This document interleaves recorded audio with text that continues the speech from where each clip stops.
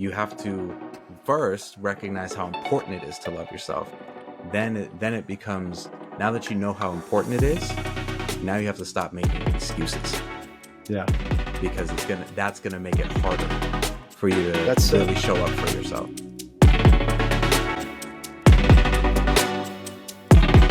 All right.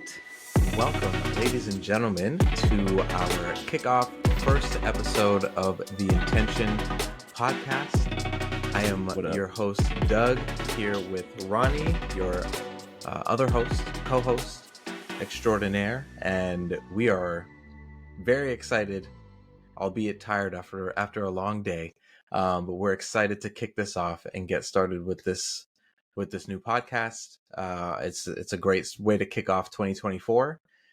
So today's episode really is just a kickoff to kind of explain where this podcast came from. If you're following us from the past, then you know that we had the Conscious Competence podcast, and starting a new year, I don't think we ever really announced anything, but closing out last year and getting into 2024 felt was an appropriate time to take a different direction on some of the things that we were trying out, some of the things that we were intending to do, and out came this idea for this podcast. So we'll be kind of explaining where all of this came from, which really is just thinking about the key to living a successful life. And Ronnie, I'll turn it over to you in a second, but the key to living a successful life just being having intention to go for the things that you're trying to go for. And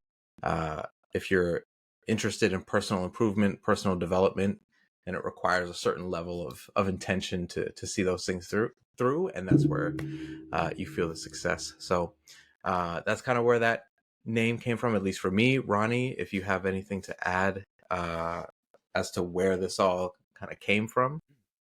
Yeah.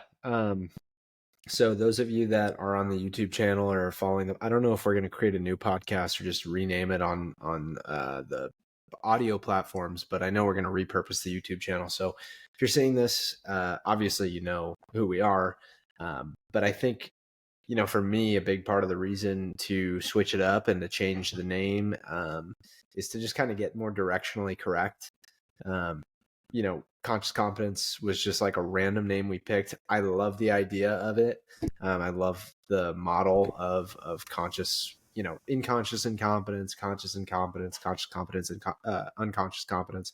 But it kind of had this like psychological or physiological, not physiological, but like scientific bent to it that I really don't I don't find myself qualified to talk about, and I also don't really necessarily want to pigeonhole us into. But where I'm fine being pigeonholed into is this idea of just like an examined, intentional life.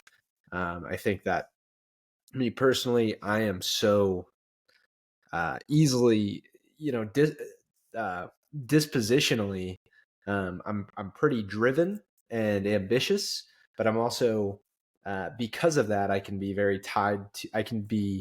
very distracted. And then as a form of self-medication, I can be kind of lazy and not examine my life and not examine the direction I'm walking in. So just the fact that I co-host a podcast called the Intention Podcast is like one of those things that makes me evaluate if I'm living that way. I mean, we've only this is the first episode we're recording, but just the fact that I've known that that's something that I have my name on has really made me want to live more intentionally and really try to examine each day and my decisions. So that's where the name comes in for me, and I'm sure it'll morph and change, and I might have a different answer next week, but that's where my head's at with it right now. Yeah, it's the beauty of it. It can evolve. But, and you and I know that even from recording our previous show, that there's a certain level of intention or care that we weren't putting into the work that we were doing that was kind of creating this level of like incongruence or like cognitive dissonance where we know that there's more that we could offer, but we just were kind of getting together and chatting it up for a little bit, which is great. But Yeah. thinking about, and it kind of segues us great into maybe just introducing ourselves a little bit for anyone that might not have followed us from the previous show, but is here now kind of wondering what's going on. It's always been for us, or at least for me, and I think in our conversations, it seems like both of us feel this way, that we want to be able to add value and provide something to people that are listening. And if we're just talking about, our experiences at work and how our days and weeks were, that's a cool thing if you know us and you're like familiar with us. But if you're someone who's into personal development, or is looking for an opportunity to grow, then this is kind of the community that we want to create. This is, I think, from our experiences and what you'll hear on the show is we're two guys that just want to be better, right? Just want to improve and continue to be the best versions of ourselves. And regardless of whether you're a guy or not, I mean, I think that's something that a lot of people resonate with. So I would like to be pretty intentional with, how transparent, how authentic we are when we're discussing some of the topics that we'll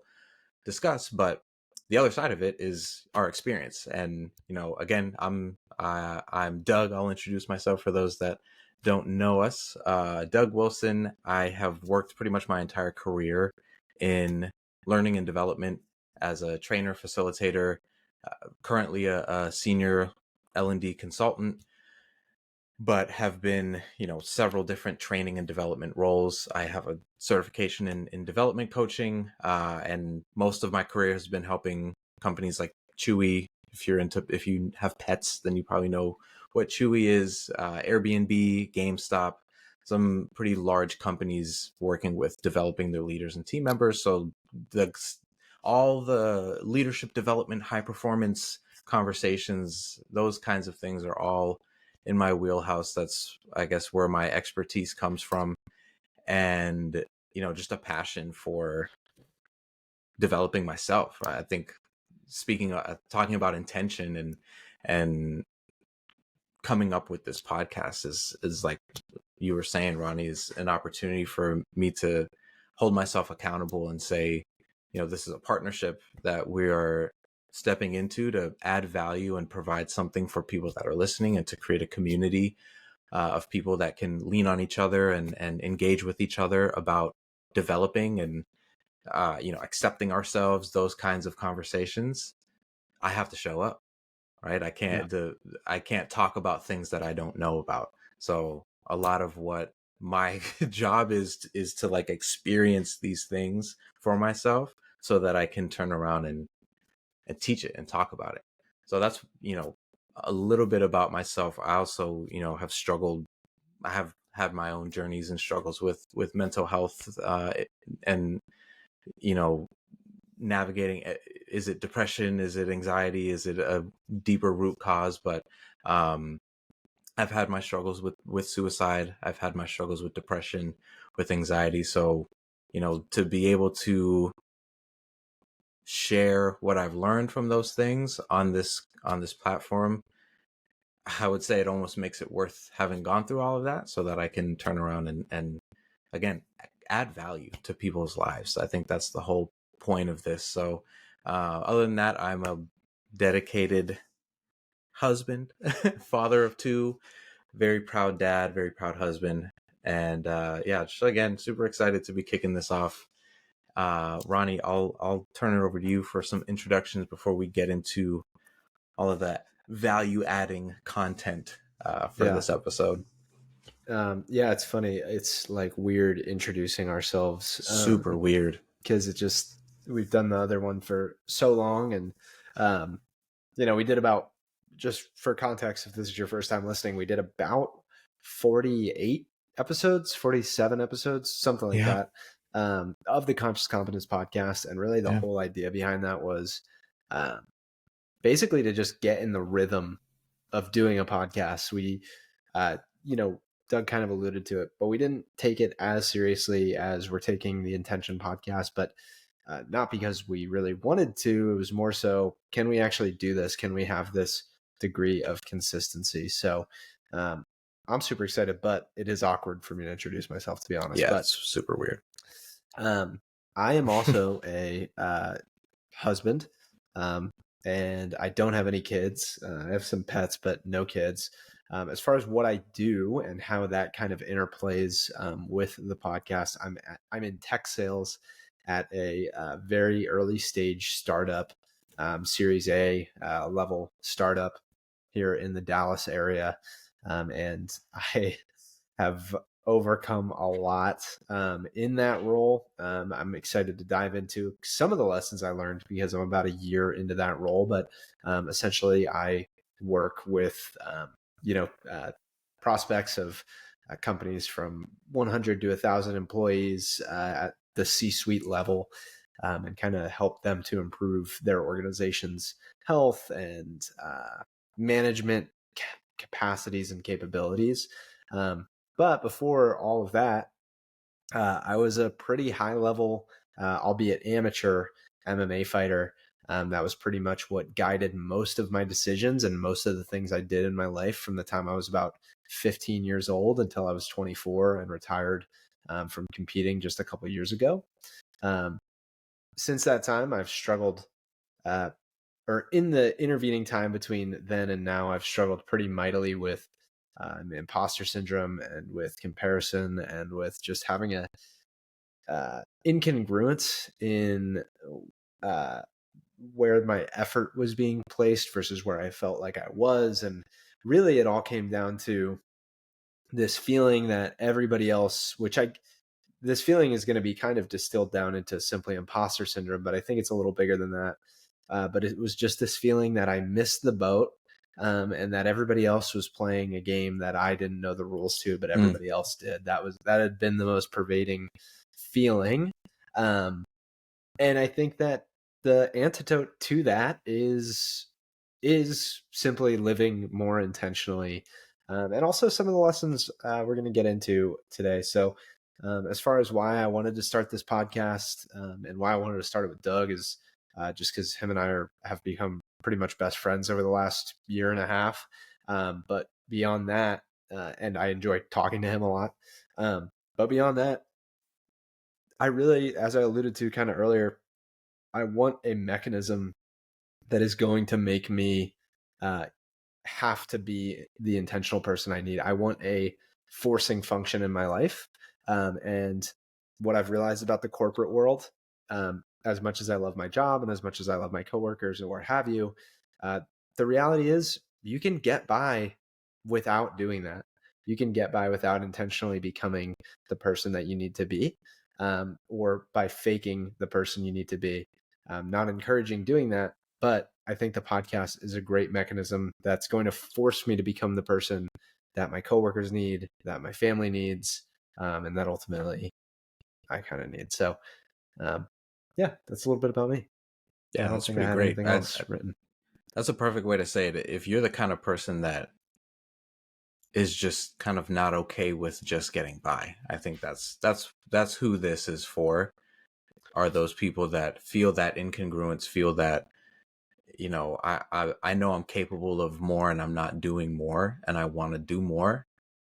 That's what this is. And future state to be able to have a platform where we can kind of communicate with each other in that way for listeners and us alike to learn from each other, I think is a vision that is starting to like craft in my mind as we think about some of these things. And my reason for starting the podcast is very similar. So I won't spend a lot of time getting into that.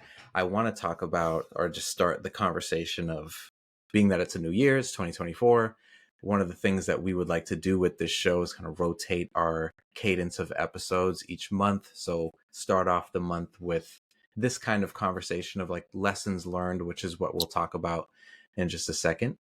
But lessons learned, introducing these monthly challenges that we'll explain a little deeper later into the episode. And then our second episode of the month is getting into breaking down breaking down a word, right? Breaking down a word, what it really means, how it can apply to your personal and professional development, getting into a book club conversation in the third episode of the month, and then wrapping up the month with an actual facilitation of material that we'll put together and present to whoever's listening. So very exciting flow. And being that it's our first episode of the month, it's the beginning of a new year.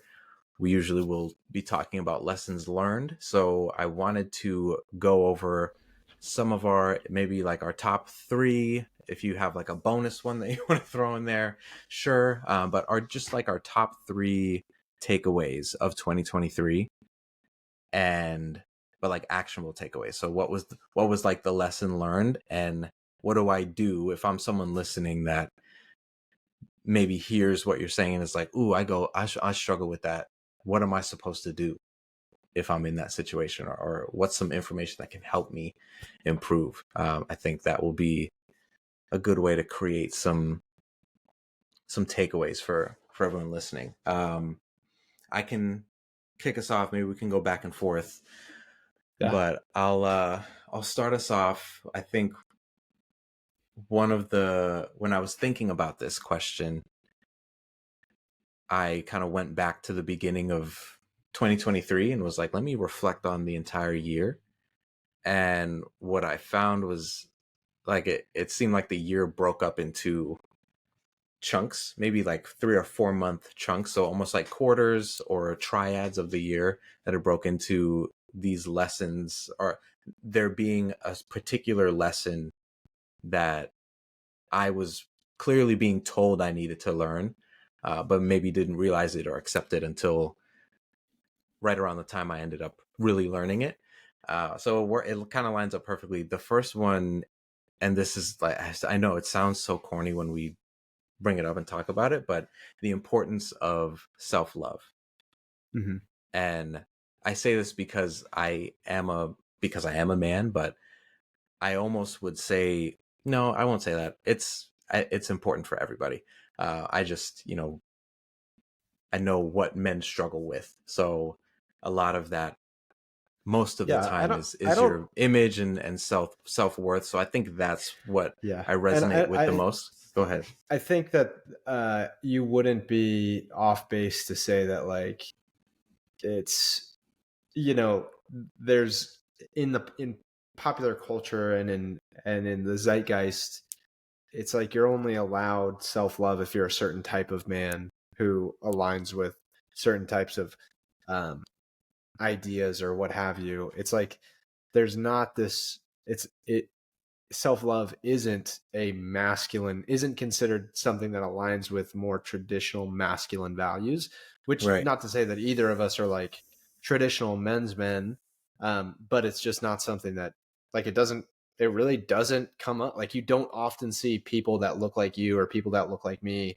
engaging in like really good self-care and self-love. Right. Like, it is not something that is made I guess in the zeitgeist. So I don't think you're off base in saying that. Right. Yeah, I appreciate that. But and that's also one of the reasons why I thought of it as a lesson learned. And so the beginning of this year for me, you kind of know how many things are going on. He's 2 now, but son was 1 at the time, had just turned 1 years old. We're moving from Texas to Florida to be closer to my then 4-year-old daughter, who I don't have custody of, right? Lives with her mom, and we, try to establish a co-parenting relationship, but there's strain there, and there's stuff like that is going on. And so, just all the things that, again, if you're listening, that, like, this is why we talk about these things, because we can relate, and our lives aren't just perfect, smooth, easy rides. We all struggle with things that nobody necessarily knows about. So like going through those kinds of things, and wondering, am I showing up enough as a dad? Am I being a good enough husband? Because there's that tension between my wife and having to still have a dynamic with my ex-wife, and all of those, kinds of nuanced things that there's never really like a right or a correct answer or a Yeah. particular path to follow. So it's just always questioning, like, am I doing enough? I feel like I'm messing up. I'm not showing up the way I need to. I'm not doing as much as I feel like I could at work. I'm not speaking up for myself. All of these, the imposter syndrome stuff that comes up. And I think that first portion of the year was me needing to learn how important it is to have love for yourself. Really, it didn't register with me until I thought about it like this. And this is where I would say, maybe you're not even aware of the fact that you don't love yourself, that you don't show the care for yourself that you should care, or that you should show. But one of the things I thought about is like, you will never achieve the goals that you set. So that's one. If you're wondering, like, how do I know? If you always are trying to set these goals and you're like, I want to accomplish this thing, but then you are never able to see it through, and you kind of do that consistently, like a pattern, and again, that's my life. And that was one thing where I was like, wow, it's usually because I can't do something that I feel like I should be able to do or want to be able to do. And I start to tell myself, you're no good. See, this is why you shouldn't bother, blah, blah, blah, all those things, to where I throw in the towel and move on to the next thing. Yeah. Do you know who Steven Kotler is? Have you heard that name? I've heard the name, but I don't. So he's like one of the leading, he's either a psychologist or just a researcher, but he did a bunch of research on flow, the psychology of flow states. And I was listening to a podcast with him yesterday, and he had this great quote where he said, the human system has this fantastic, almost unbelievable capacity of being able to get things done. But what needs to happen first is you need to be looking at it. So like in surfing, for example, was the example he used. Everything you need to do to like ride a barrel wave or whatever they're called is so infinitesimally small from a reaction standpoint that you can't consciously be aware of everything you're doing to get there. But if you're looking at the end, you will just end up at the end, assuming that you're a seasoned surfer. And I think that that's a lesson I've learned before. I don't know if it's one of the bigger lessons of 23 for me, but when you say that you're never going to achieve what you're going to want to achieve, it's because if you fundamentally hate yourself, or at least don't love yourself, you're going to aim at either destruction or mediocrity. So if you're setting these high goals, but you're not looking at them, you're looking instead inwardly at how much you hate yourself or dislike yourself, your body's only going to move in one direction. Your spirit's only going to want to move in one direction. Right. So that's big, man. Holy, yeah. Yeah. And that's, again, if I could illustrate how much I would speak negatively to myself about myself, and how much it resonates when I say, you'll never be able to achieve the things that you want to achieve if you don't start there. A lot of the times you watch YouTube tutorials or whatever, you Google it, like, how do I create a successful business or something, or how do, whatever the example is. And people say, like, the best way to start is just start, like, jump right in. You're going to try, you're going to fall on your face. You're going to do this, you're going to do that. But yes, that's true. If you aren't at a baseline of negativity towards yourself, which so many of us are. So I think one of the things is, like, the actionable takeaway here is to measure yourself, right? To measure yourself every day at the end of the day, and ask yourself, was it 50% or more of my internal dialogue? Was that negative? If so, I have work to do. But being able to get into the habit of recognizing that you're human, right? It's okay to not be perfect every single day. It's okay to not know exactly what you need to do to be successful for this goal that you're trying to strive for and achieve. And it's a little bit of the quote that we would use at the end of conscious competence to find confidence in your intention and to just trust the process, instead of wanting things to happen so soon overnight. And then when they don't, you're like, man, you suck, right? The things that you start saying to yourself. And we read a book recently that was like, made me think about, with my son or with my kids, if they came to me and shared that they were struggling with the things that I struggle with internally, would my response to them be the things that I say to myself? And if the answer is no, if you are showing more care and love for the people around you than you're showing for yourself, you don't love yourself.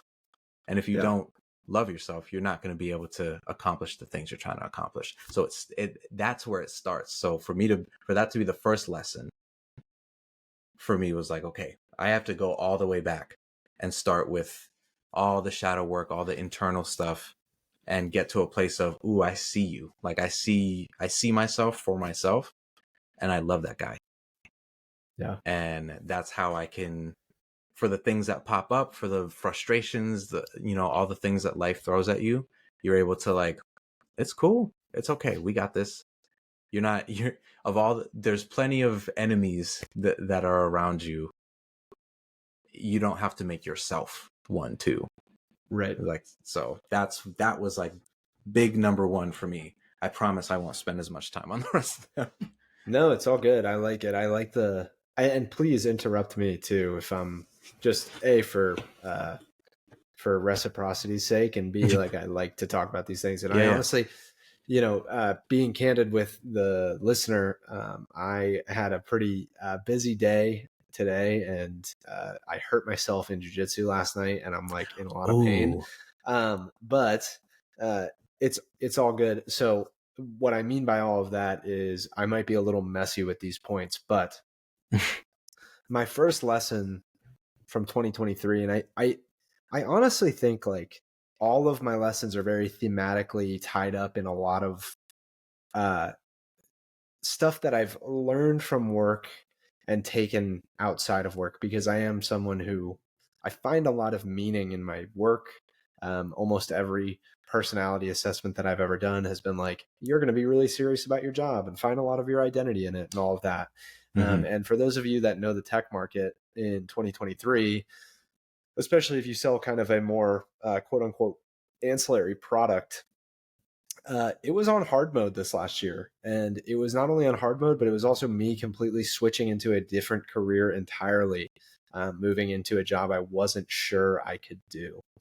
So my first lesson from 2023 that I think is, I'm going to actually, after this, I have an Obsidian. I use Obsidian for notes.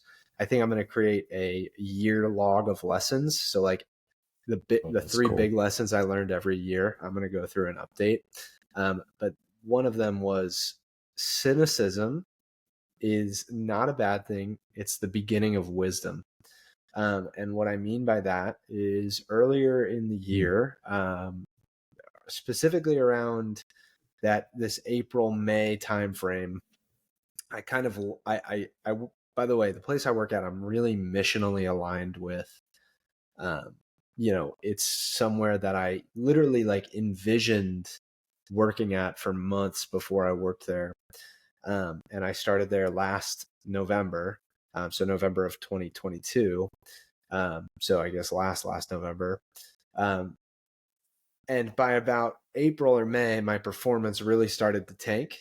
And my rose tinted glasses really started to break. So as somebody who finds a lot of, I should also mention that I took like a $70,000 a year pay cut to go work for this place.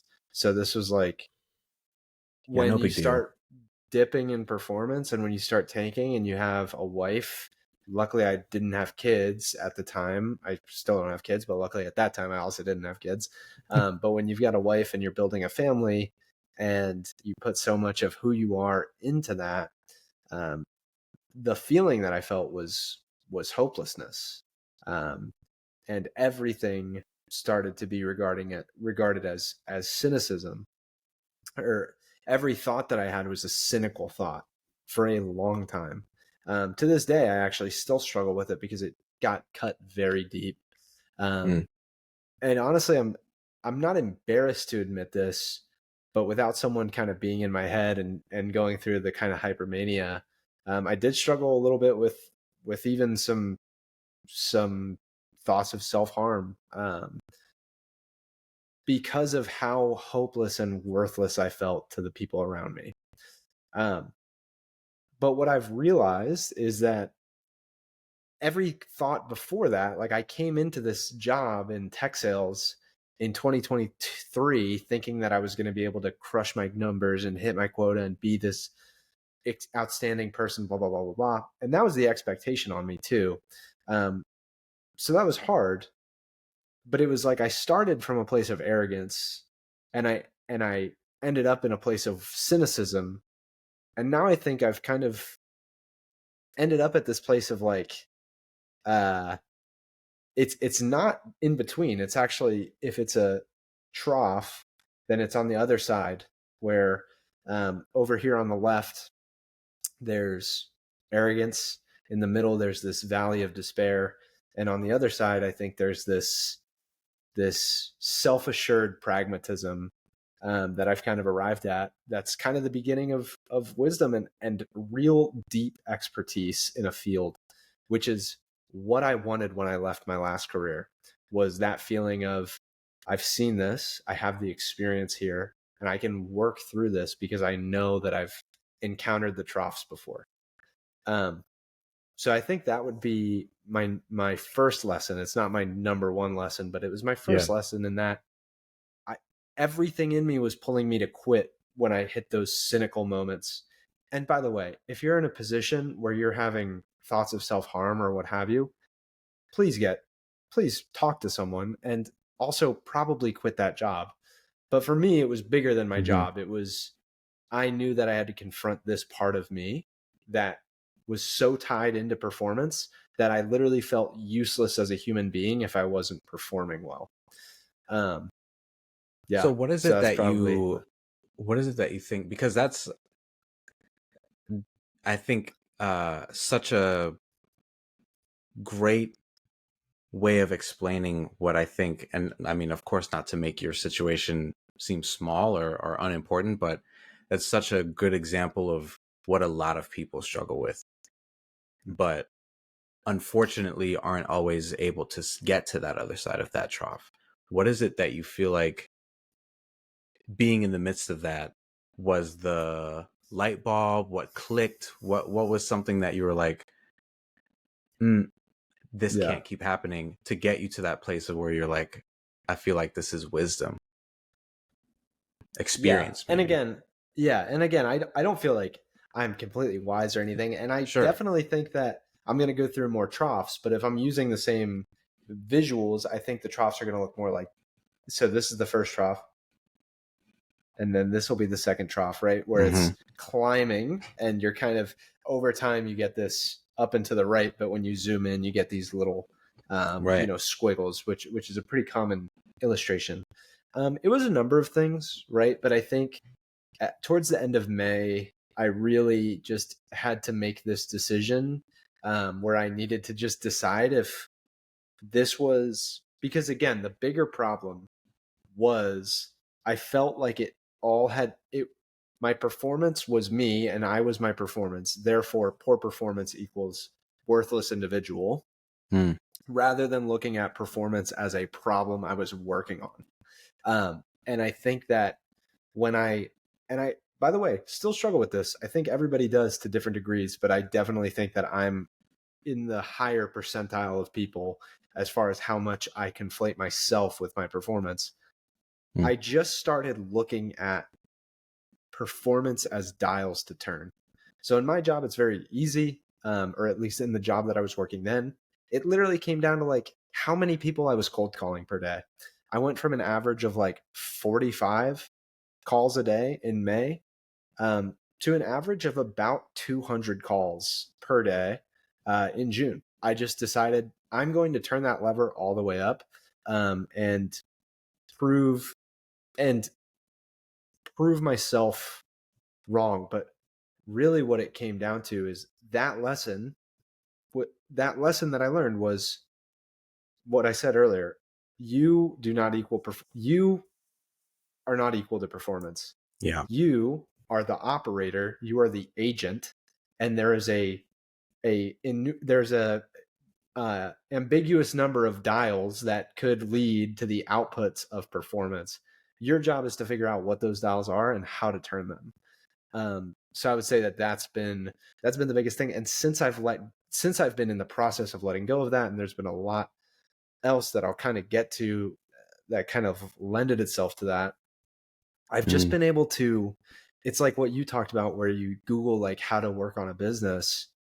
You know, if I were to read how to write a business plan back before I went through that lesson, back before I went through that trough, the thought in the back of my head would be, am I the type of person that can even write a business plan, rather than the thought being, how do I make this business plan better?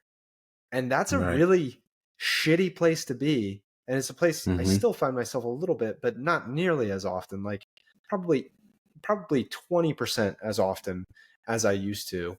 That's good. I've cut it down by like 4/5 by just being able to say, what are the dials and where do I need to turn them? So Yeah, I feel like that's kind of similar to my second lesson. I just have it summarized in a little bit in a different way, so it might be slightly different, but or maybe just a different perspective in how we're looking at it. That for me, lesson number 2. So I learned this importance of like self-love. I have to be able to recognize myself as good and a human and someone who is capable of making mistakes and still being good.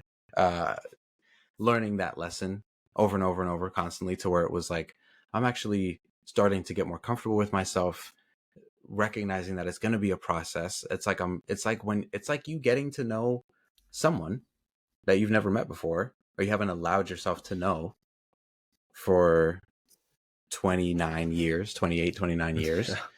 And starting to gradually realize like, wow, look at you. A big part, that's cool. This guy's pretty cool. A big part of it, which leads to like my third lesson, so I won't give too much away, but a big part of it is, finding out that I have ADHD and being diagnosed, which happened in November. So it was like right at the end of the year, but that opened up a whole nother realm of like, whoa, all these things that I thought were defects of mine, like I suck at discipline, or like I'm so lazy, and this and this and this and that, were all like, nope, not personality characteristics, just symptoms of a disorder. And there are just things that you have to do a little bit differently to mitigate that. And since then, it's been like such a better opportunity for me to see myself for who I am, type of thing. But the big lesson number 2, after I learned that like it's very important how you view yourself, is to then stop the victim mindset. Lose the victim mindset, because that is only going to perpetuate self-hate and constant negativity, because things happen that are outside of your control. Things happen that sometimes we just don't want to take personal accountability for. So at the end of the day, though, we know for ourselves, even while we're playing this, like, well, it's because of this, or I didn't get the support I needed here, or it's not my fault, it's this person's fault, not wanting to take that accountability. We know in our heart of hearts and in our head where we half-assed it, where we goofed, where we didn't put the full effort in. And continuing in that level of incongruence where it's like, yes, I know I didn't do everything I could have done here, but I'm not going to own it. I'm going to blame other people other than myself and take accountability. You start to trust yourself less. Yeah. And you start to not rely on your gut, your intuition, those things that you were blessed with, like what your purpose is. You start to doubt it, because you're like, if I can't even accept accountability for the things I know I should be accepting accountability for, and it's just easier to scapegoat it to someone else, then when you think of those things that you're really wanting to accomplish and really wanting to achieve, you don't believe you can, because that trust isn't there. So you have to first recognize how important it is to love yourself. Then it becomes, now that you know how important it is, now you have to stop making excuses, Yeah. because that's gonna make it harder for you to That's really show up for yourself. that's it was funny. On my way home today, I thought about the victim mindset. Um and I think that's been a big lesson for me too. I think probably just in uh probably more so the way that I described it in my lesson learned. Do you so I'll I'll tell a quick story of why I thought about this, and then I'd like to know your thoughts on whether or not you feel like this has changed too for you. I feel like my worldview has fundamentally changed especially over the last probably 6 months, in that I do view anytime I start feeling a victim mindset, I think about cause and effect more often. So like today, I was at a traffic light on my way home. I had a pounding headache, which I think is caused because I'm eating less food, because I'm cutting, because I'm trying to cut weight, because I have gotten pretty heavy over the last year, or I've gained a lot of weight. I'm not saying I'm pretty heavy, but I've gained a lot of weight. And I was sitting there, and my freaking rib hurt because I got hurt in jiu-jitsu last night because I haven't trained in 2 years consistently. And I was sitting there thinking like, oh, I've got this headache. I'm tired. And I don't know what it was. There was something about the car that pulled up next to me. I think it was like a beat up car. And maybe this is a messed up thing to think, but I thought like, man, if I was driving that car, let's say it's 10 years from now, I'm driving that car, would I feel like cheated by the world? But I don't think I would, because in that moment I'm thinking my rib hurts because I haven't been consistent with jiu-jitsu, and I tried to move like I used to move when I was training 6 days a week, 18 hours a week. And my head hurts because I'm cutting calories aggressively, because all the decisions I made to eat the pizza and order halal guys and spend money frivolously and get chicken sandwiches, in those moments, I knew while I was doing it that one day I was going to have a moment kind of like the moment in the at the stoplight. But I can't say before this year I've ever thought so causally before. Yeah. Is that indicative of how you've experienced this lesson? Or I think it's, for me, it's like, now that I've learned the lesson, and there may be, I think that I learned this lesson, and I think this is something that just human nature, we experience, but for some reason it feels like I do this a lot more than anyone else is re-experience these lessons throughout our lives. And yeah, I there was a period of time where I was working 2 or 3 jobs, delivery jobs here and there, driving a real beat up car, living in not the best place, right? And didn't have that mindset, didn't feel that way. I woke up every morning hungry and was like, I'm gonna crush it at every single thing I do today. Oh, my car got taken away. Okay, I'm gonna use my skateboard and I'm gonna skateboard to work and then take the bus back or something like that. But nothing is gonna stop me. I'm gonna tackle this day. And you know, now, current state, I struggle with different things, but I don't struggle the way that I struggled back then.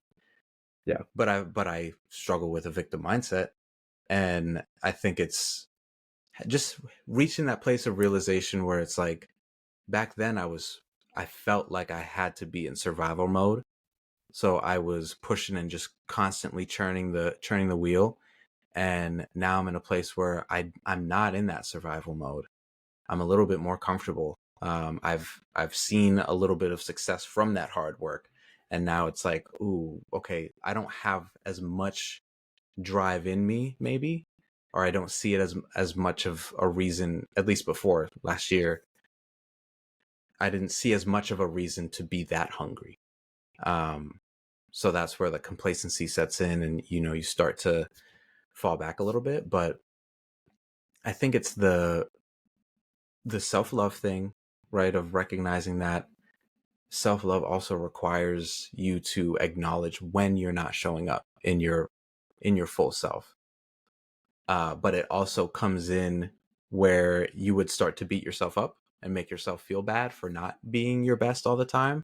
That's also where the self-love comes in to say, like, it's actually okay.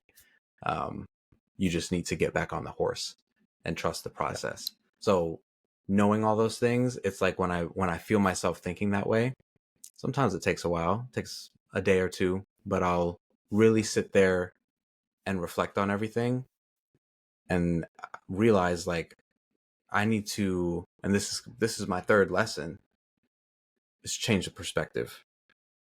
It's just, there's an opportunity here that you're not seeing. You're used to and you're comfortable with putting yourself, blaming other things. You're not used to, and it is uncomfortable to acknowledge and own a lot of these things. So you need to push yourself here. And Yeah. that's where I think, that's what I think of when those moments happen.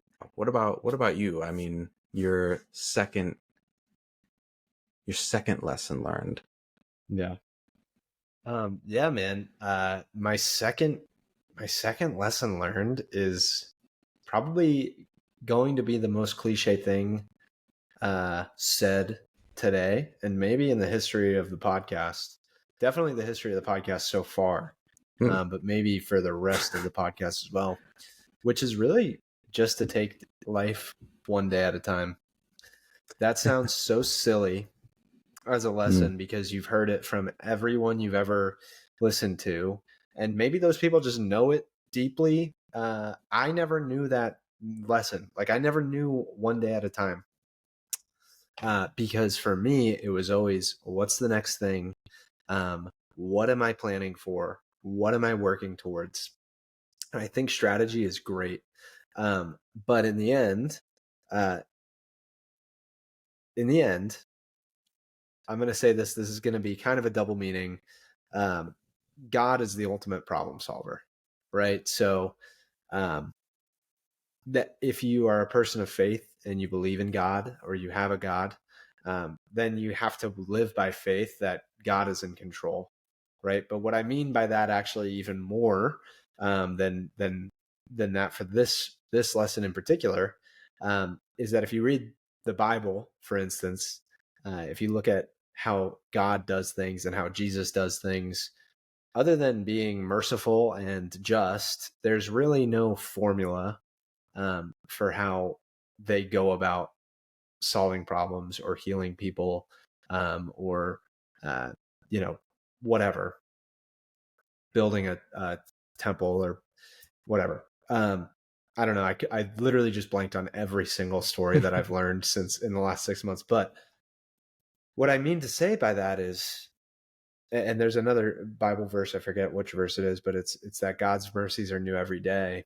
And I think that if you take that literally, or if you take it metaphorically, the answer remains the same, which is, you can't over strategize. You cannot create a foolproof strategy for your life. And that is so much of the misery that I've brought onto myself, um, that I had to let go of, in the past year, where I've tried to plan for contingencies, and not to say I'm like a prepper or anything like that, but like, I've tried to, um, protect my reputation and save face and be this people pleasing person and say all the right things and be this charming guy. And I've realized, like, that's just a path to nowhere.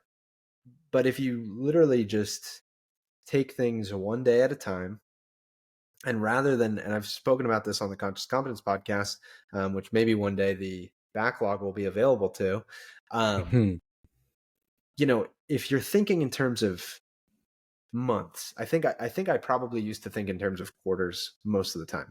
Then the building blocks to quarters are months, and then the moments in months are weeks, and then there's like noise inside of weeks, which are days. But it's Hmm. like, days are where your life actually happens. So if you look at Right. at your life at where the building blocks are the days, then the components of every day comes down to, um, you essentially get down to a level where every individual decision is where your life is happening, right? And I think I was just kind of stumbling through life before, not taking it a day at a time, trying to go after this big lofty goal that I could never achieve because I was never present enough um, to really achieve that goal. And because I was so miserable, and because I felt like I was just always kind of too low resolution in my days, I had this deep-seated sense of contempt because I was conflating myself with my performance. And Yeah. as a result, at the end of a quarter, I didn't achieve anything. At the end of a year, I didn't achieve anything or anything meaningful relative to the goals that I set. And this year, I've just done some incredible things. And, I got married. I ran a marathon. I freaking got promoted twice in a really hard economy. I'm helping build a startup that I really care about. Um, and all of it has really come down to just to shortening the time span that I care about to by the hour and by the day. Um, and that has just brought me so like an unbelievable amount of joy. Yeah. So that's been big, and it's crazy how cliche it is, but until you learn, it's like what you talked about. You're going to learn and hear the same lesson over and over again until you learn it. That was 2023 was the year that I learned how to take things a day at a time. Yeah. Yeah.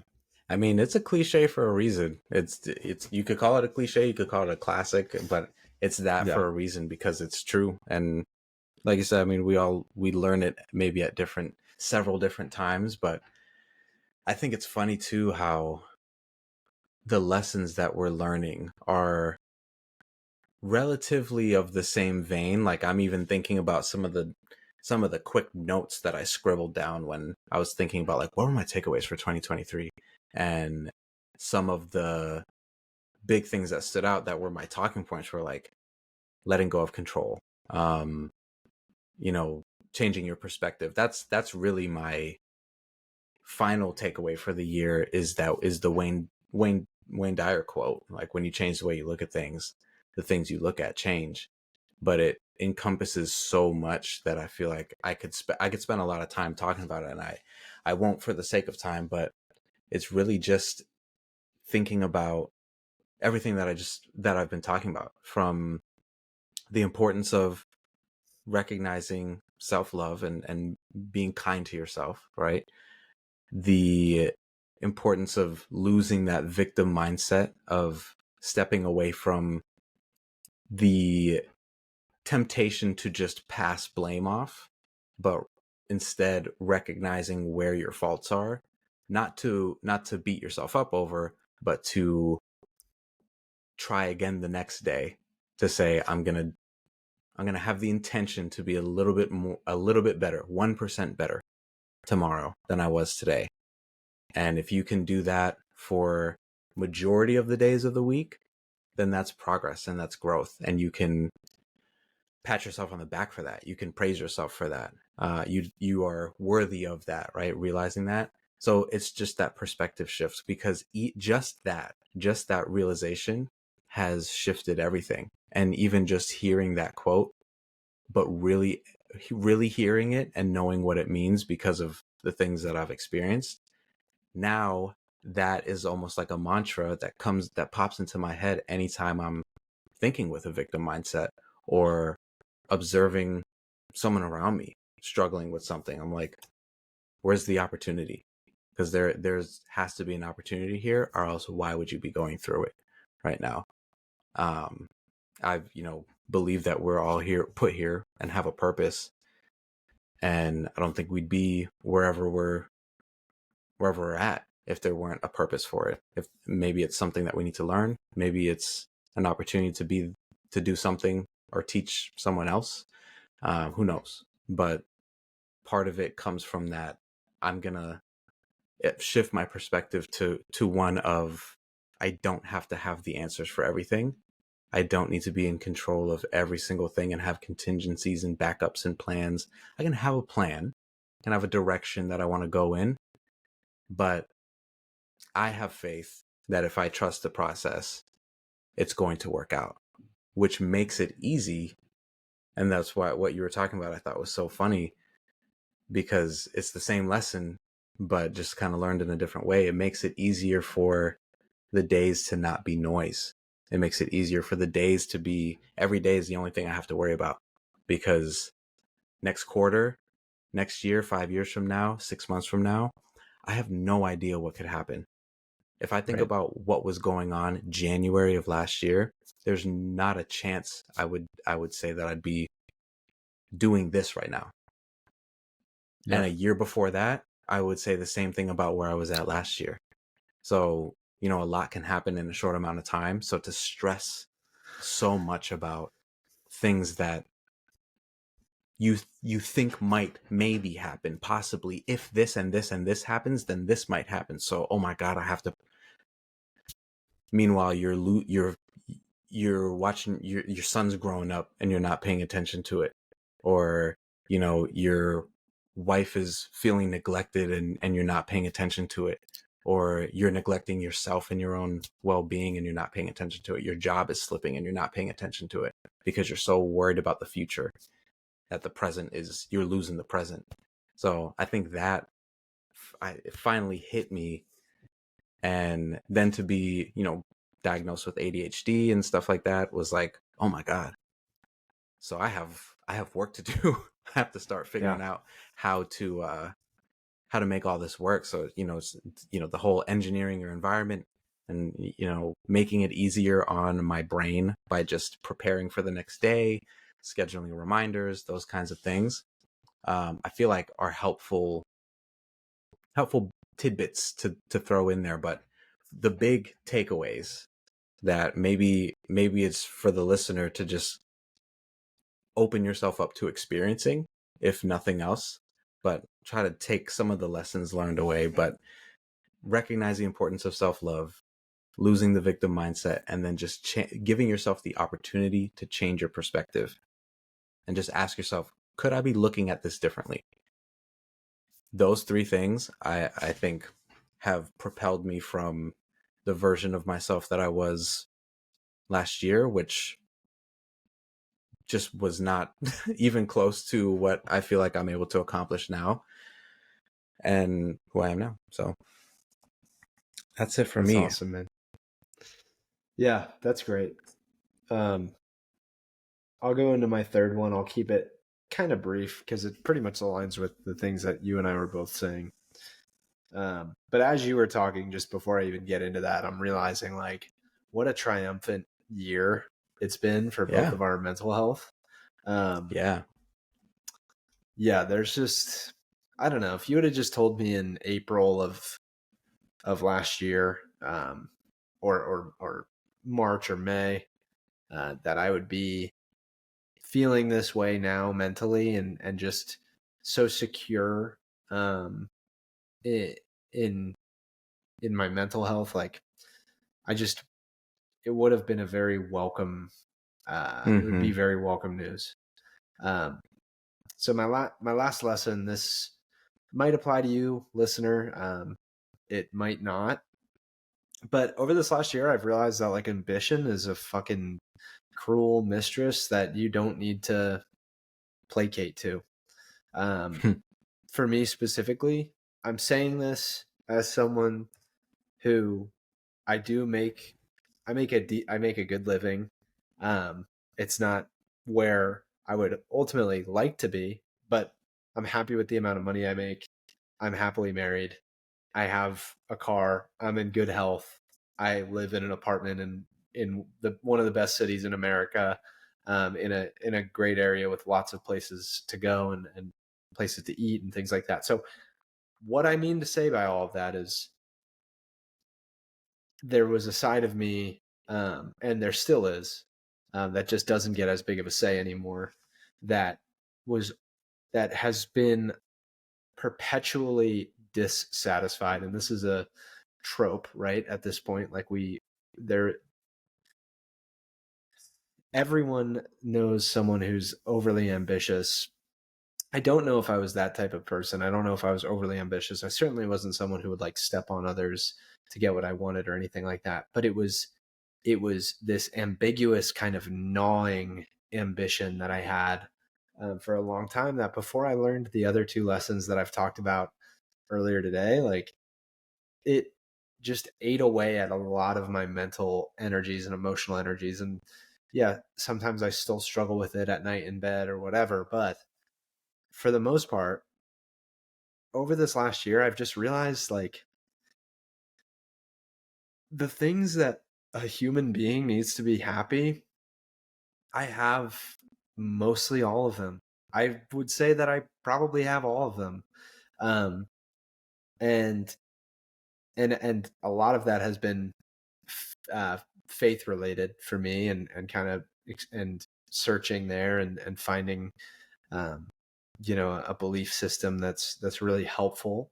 But it's also just coming home at night and being happy, like genuinely just happy to see my wife regardless of how the workday went, or being happy to move my body regardless of how much weight I'm lifting, or whether or not I can get as many taps in jiu-jitsu as I used to get when I was training full time.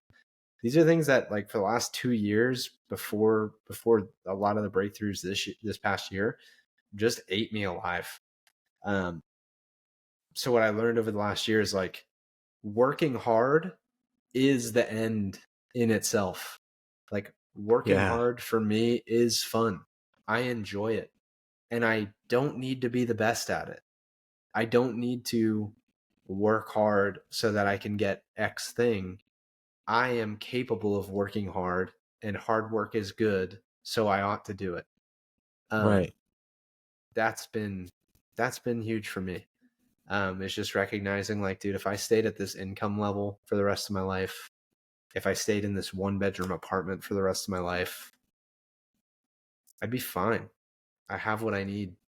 And the reality is, when one of these things slips, I'll still have the rest, right? Until I don't, and then I'm dead and in heaven or whatever. But I mean, that's not such a bad thing either. So it's that's probably the biggest lesson for me this past year. I came up in an environment where I had a lot to prove, in many ways, but in MMA, obviously, it's a very competitive place where I trained my brain to be ultra ambitious, and I would drive 1,500 miles a week as a college student to train full time for these fights. And I cut a deep groove where, like, that was what success had to feel like. And my definition of success is just different now, heading into 2024. So that's been big. Beautiful. It does. I don't even really know what the word is to explain the feeling to hear you say some of these things, and to hear the humility in your voice is strong. Like it's definitely a, like, wow. That's maybe the bonus lesson, is like learning to be humble, learning the humility side of things, because what you said, like, the hard work is the gift in and of itself. Like, all the ambition and all that stuff just clouds the purpose. But when you are able to recognize that, like, I'm just here to do hard things and be grateful for the journey, and you're able to stay in that level of humility, not to where you don't value yourself, there's a difference between being humble and having no self-esteem and, like, no self-confidence. But I just think it's cool to hear you say that. And there's a producer, Rick Rubin, big music guy. Rubin, yeah. Well, I don't know him, but I know of him. Right. And just, what he talks about around when you're creating, or when you're working for the purpose of the outcome, you've failed. You've already failed. That in the creative space, you're creating because that's what brings the passion. That's what you're supposed to do, is create with all of your effort. You put all of your creativity, your work, your effort into just creating, and then the outcome happens. You're not doing it for the other way around. So I think, that reminded me of what you're saying. And that screams humility, is like, I'm just doing what I know how to do to the best of my ability and leaving it there. So big time lesson for whatever it is that you're doing. If it's work, if it's your relationships, if it's your side hustles, your passion projects, anything that applies to. So I hope there was something valuable that you could take away in that conversation. We're gonna wrap up with announcing our challenge for the month, and I'm excited. I'm nervous because this is technically my first day with the challenge, and it's been going well so far. But we're doing a hard mode reset for the month of January to kick it off, clean slate, fresh opportunity. But we will be cutting ourselves off from eating out, fast food, restaurants, whatever. I added candy to that list. Super tough stuff. Yeah, this is very hard. This is very hard. It is very hard. I added candy to that list because I can tend to be a candy fiend. But no eating out of any kind, no alcohol. Where it gets a little bit more difficult for me is exercising every day, because that means I have to wake up at like 5:30 every day, and because that's the only time I'll have to do it. I did it today. It felt fantastic. I am so tired because by 1:00 I had closed all my rings. I hit like 10,000 steps by by like 1. So at this point, I don't even know what I'm at. Close to 15,000 steps now. Plus everything else, lifting and being very focused and intentional about my work and stuff. So it's day 1 is in the books and it's felt great, but we will throughout this month be partaking in this challenge. Our first episode of February will be recapping this challenge, our lessons learned.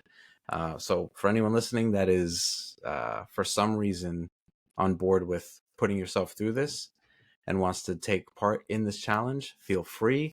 We would love to hear in the comments maybe how that challenge is going for you, any lessons that you might have learned. But Ronnie, I'll turn it over to you one more time before we wrap up here. If there's anything you want to close out with, I think this has been a pretty solid first episode of what people can expect in our conversations. But yeah, I'll let you say whatever you need to say before we get out of here. Yeah. Well, thanks for listening, guys. I hope that you took something away from the episode today. I think that, in the future, we plan on doing a lot more actionable takeaways and things that you can kind of work through and work from. But I think that starting with the lessons from 2023 was really a great place to start. Speaking of the hard mode reset, I am, for those of you that like to track things, I'm just using a simple Google Sheet. And so far, I'm almost perfect. I have to read like 7. I'm also tracking reading in mine, just as a separate habit. But I'm perfect on the reset, exercising every day, no eating out, and staying completely sober. I just think it's good for clarity. Would love some of you are in here like for me personally, like the exercising every day is actually very easy. It's even waking up early to do it is actually very not frictional for me. What's super hard is not eating out. Like I just 12 o'clock rolls around at work and I'm like, all right, I'm going to Halal Guys. Like it's just like a habit. So you're listening to this, you might be like, dude, that's a reset for you guys. Like this shit is simple. That's great. I love it. If that's where you're at mentally, comment what challenge you'd like to see us take on, one that would be challenging for you. We'd be happy to work through it. But that means you have to do the challenge too. Yeah. And if you do want to join us, this episode will be releasing on Tuesday. What is that? Tuesday the 9th. The 9th. So you'll have about 3 weeks, a little more than 3 weeks to join the challenge with us. And then, of course, in the future, you'll be able to see what we're going through as well. So, yeah, I'm good. I got nothing else. Great. All right.